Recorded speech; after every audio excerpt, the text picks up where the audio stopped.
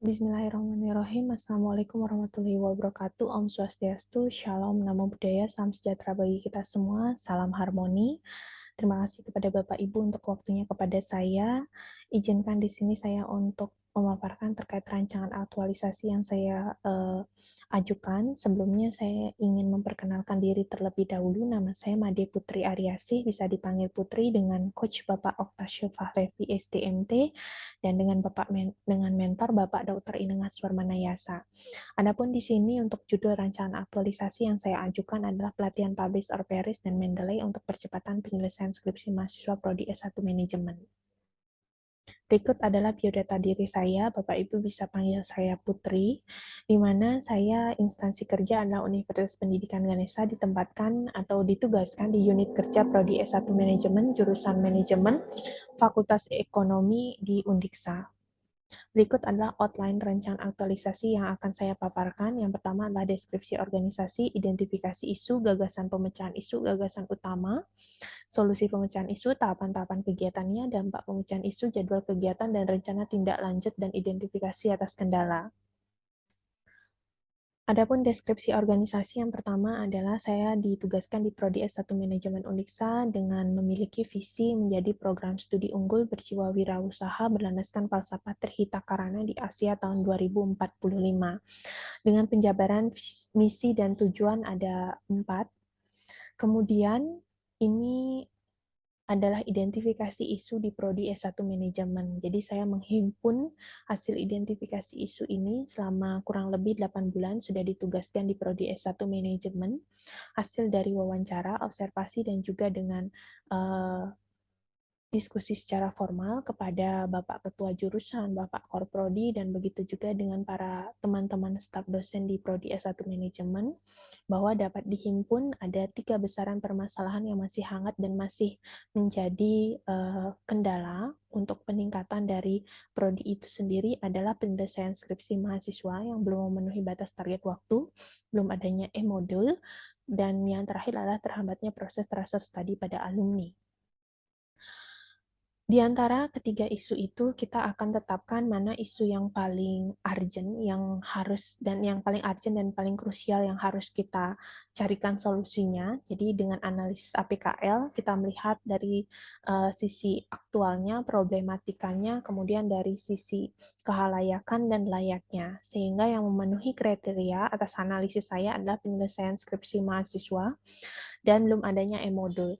Kenapa yang nomor 3, terhambatnya proses transfer study pada alumni ini tidak memenuhi kriteria secara problematika, karena permasalahan ini tentunya belum menjadi sangat urgent sekali karena perlu penugasan dari pimpinan instansi. Karena saat ini untuk transfer study di Universitas Pendidikan Ganesha masih dilakukan oleh universitas, jadi masih di taraf universitas. Sehingga untuk prodi ini untuk capaian pembelajaran lulusannya itu masih harus mengambil data dari universitas, tidak bisa prodi langsung yang melakukan tracer study.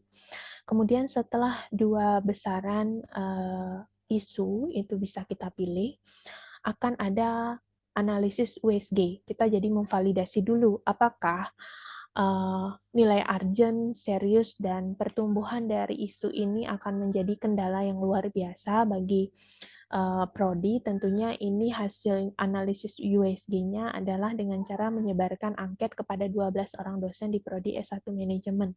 Sehingga beliau-beliau nanti di 12 orang dosen itu yang memilih isu mana yang paling krusial. Sehingga dipilih oleh beliau-beliau tersebut di 12 orang dosen di prodi S1 Manajemen, didapatkan isu yang paling krusial adalah terkait penyelesaian skripsi mahasiswa prodi S1 Manajemen yang belum memenuhi batas target waktu. Setelah ditetapkan isu yang paling prioritas, kita akan mencarikan gagasan utama ataupun solusi pemecahan isu ini. Di dalam pemecahan isu ini, tentunya kita harus menganalisis dulu akar permasalahannya. Di mana dengan analisis fishbone atau akar permasalahan, kita menganalisis permasalahan-permasalahan yang menjadi dasar terkait munculnya isu-isu penyelesaian skripsi mahasiswa yang belum memenuhi batas target. Yang pertama adalah dari sisi Jadi mood swing mahasiswa itu masih naik turun dalam menyelesaikan skripsi. Mahasiswa dan dosen tidak milenial tidak mampu menggunakan software dalam penyelesaian skripsinya, tidak ada tim pelaksana percepatan. Kemudian dari sisi mesin tidak ada software yang disediakan prodi ataupun yang diarahkan oleh prodi untuk mempercepat dalam mencari referensi artikel jurnal untuk membentuk latar belakang permasalahan di bab 1 skripsi mahasiswa, dan juga tidak ada reference manager yang disediakan.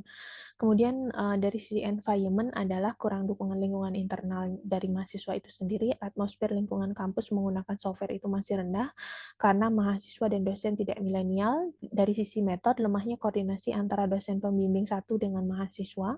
Jadi tidak ada koordinasi yang baik. Mahasiswa masih kebingungan, dan begitu juga dari dosen pembimbing satu juga masih belum mampu dengan baik mengarahkan mahasiswa menghasilkan konten skripsi khususnya untuk pembentukan latar belakang yang baik dengan menggunakan artikel jurnal yang berkualitas. Proses penulisan skripsi pun masih tidak menggunakan software, sehingga tidak ada waktu yang efisien dan efektif untuk mempercepat penyelesaian skripsi. Kemudian pelatihan penggunaan software itu tidak pernah dilakukan, jadi hasil dari diskusi dengan Bapak Ketua Jurusan. Jadi selama ini dari awal dibentuk prodi itu tidak ada pendampingan maupun pelatihan. Kemudian rendahnya penggunaan software publish or perish serta Mendeley. Jadi yang sekarang paling digunakan software untuk menunjang penelitian maupun penulisan skripsi bagi orang-orang di seluruh dunia, bagi para periset itu adalah menggunakan publish or perish, di mana publish or perish membantu periset khususnya itu untuk menemukan jurnal yang berkualitas dengan H-index yang bagus, dengan H-scopusnya yang tinggi dan kredibilitasnya bagus, sehingga untuk penulisan riset maupun nanti korelasinya dengan mahasiswa terkait skripsi itu tentu akan sangat mendukung sekali kecepatannya. Kemudian tidak ada ketepatan pengukuran penggunaan referensi dan daftar pustaka, itu memang benar.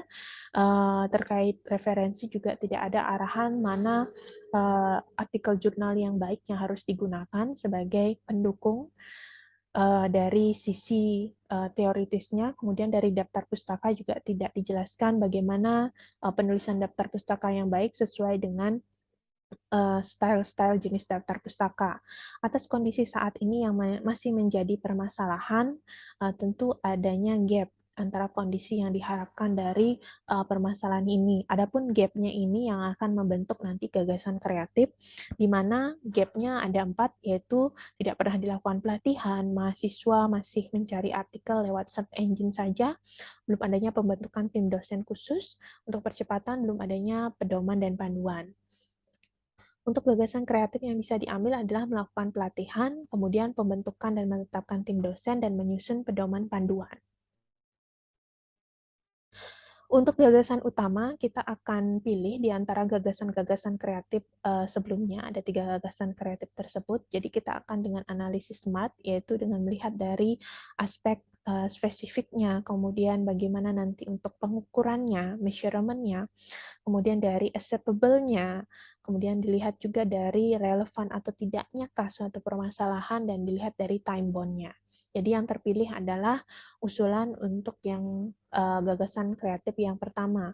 2 gagasan lainnya itu tidak bisa kita ambil karena ini perlu kewenangan dari pimpinan institusi untuk memberikan penugasan, dan tentunya untuk yang ketiga yaitu terkait pedoman dan panduan itu memerlukan proses, waktu maupun pendanaan yang banyak dan perlu juga untuk penugasan. 2 gagasan kreatif lainnya ini akan menjadi saran untuk institusi sebagai solusi jangka menengah dan jangka panjang. Untuk mendukung dari gagasan utama yang sudah dipilih, yaitu melakukan pelatihan, tentunya ada di sini kegiatan-kegiatan yang mendukung untuk merealisasikan gagasan utama tersebut untuk pemecahan isu. Yang pertama adalah kegiatan persiapan dan penyusunan draft agenda aktualisasi yang nanti outputnya adalah rancangan agenda ataupun draft yang telah disusun dengan melakukan bimbingan dengan dosen metodologi, mentor, kajur, koprodi, dan juga coach, dengan tetap mengaktualisasikan nilai-nilai dasar ASN berakhlak, manajemen ASN, dan smart ASN dalam setiap kegiatan. Kemudian kegiatan yang kedua adalah tentunya kita menyusun materi pelatihan Publish or Perish dan Mendeley, di mana ada tahapan kegiatannya 4 sub dengan tetap mengaktualisasikan nilai dasar ASN, di mana nanti outputnya adalah materi pelatihan dan didukung oleh beberapa bukti fisiknya. Di mana materi pelatihan ini nanti akan disajikan dalam bentuk PowerPoint, diberikan soal pretest dan post-test, dan juga soal unjuk kerja. Kita nanti akan melihat bagaimana perubahan dari kemampuan maupun skill mahasiswa dalam mendukung percepatan penyelesaian skripsi, namun tetap menjaga kualitas isi konten skripsinya. Kemudian yang ketiga adalah persiapan kegiatan pelatihan Publish or Perish. Tentunya kita menyiapkan terlebih dahulu apa-apa saja peralatan yang dibutuhkan. Nanti outputnya adalah peralatan, bahan, dan kebutuhan pelatihan siap pakai. Tahap keempat adalah yaitu pelaksanaan pelatihan Publish or Perish dan Mendeley, di mana nanti sebelum pelatihan tentunya akan ada rundown acara yang akan diberikan, kemudian dibagikan presensi, dibagikan materi-materi pelatihan, dijelaskan, dan lain sebagainya, dan kemudian akan diberikan pelatihan terkait Mendeley dan Publish or Perish ini, yang hasilnya nanti adalah unjuk kerja mahasiswa. Kemudian tahap yang terakhir yaitu adalah evaluasi program. Di sini outputnya adalah bagaimana kita mengevaluasi dari hasil analisis program yang sudah dilaksanakan. Kemudian yang keempat, setelah kegiatan ini dilakukan tentunya akan memberikan dampak. Dampak tidak hanya kepada mahasiswa secara individu, juga akan memberikan dampak positif kepada unit kerja dan masyarakat. Adapun kepada individu, tentunya peningkatan dari skill maupun kemampuan mahasiswa untuk menyelesaikan skripsinya dengan cepat, namun tetap menjaga kualitasnya.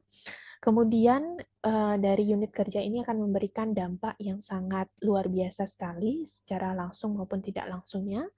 Tentunya akan meningkatkan akreditasi institusi dan mencapai indikator kinerja utama universitas yang nomor 1, yaitu menghasilkan lulusan yang unggul dan kompeten. Kemudian bagi masyarakat tentunya manfaatnya adalah mendapatkan individu-individu yang lulus dari Universitas Pendidikan Ganesha, individu-individu yang unggul dan berkompeten, mampu untuk memakai skill-nya nanti di masyarakat, entah itu dalam pekerjaannya maupun hubungannya di sosialisasi masyarakat. Tentunya dari kegiatan-kegiatan ini akan ada jadwal kegiatannya, jadi dimulai di tanggal 21 Oktober, dimulai dengan penyiapan nyusunan draft agenda, kemudian diakhiri tanggal 21 November dengan evaluasi program. Setelah kegiatan ini dilakukan, tentunya akan menimbulkan rencana tindak lanjut, di mana jangka pendeknya di 1 bulan ini sudah dilakukan pelatihan, untuk jangka menengahnya akan dilakukan pendampingan. Dan di jangka panjangnya, untuk 1 tahun kemudian, itu akan menambah sasaran peserta yang sebelumnya hanya disasar untuk mahasiswa di mata kuliah metodologi, ini akan disasar kepada mata kuliah riset konsentrasi keuangannya, atau sumber daya manusia dan pemasarannya, sesuai dengan konsentrasi mereka yang disesuaikan juga dengan risetnya, tema risetnya. Kemudian identifikasi kendala dan rencana, jadi ada kendala yang akan dihadapi yaitu penentuan jadwal dengan mahasiswa karena akan diambil pesertanya. Tentunya ini rencana antisipasinya adalah menetapkan batas tanggal bagi mereka untuk mengkonfirmasi kesanggupan mengikuti pelatihan. Kemudian kendala yang kedua, karena pada saat ini di bulan November pembelajaran di prodi itu untuk di semester 5 adalah giliran untuk jadwal yang daring, sehingga pelatihan akan diberikan secara virtual Zoom. Kemudian adanya kendala atas kesibukan tinggi, ketua jurusan, dosen metodologi, dan tim dosen yang lain membantu. Jadi rencana antisipasinya adalah koordinasi di sela-sela kesibukan beliau-beliau tersebut dengan memperhatikan kesopanan dan saling menghormati. Berikut adalah hasil dari paparan saya terkait rancangan aktualisasi seminar. Untuk waktu saya serahkan kembali kepada Bapak Ibu semuanya. Terima kasih untuk atensinya. Wassalamualaikum warahmatullahi wabarakatuh. Om Santi Santi Santi Om.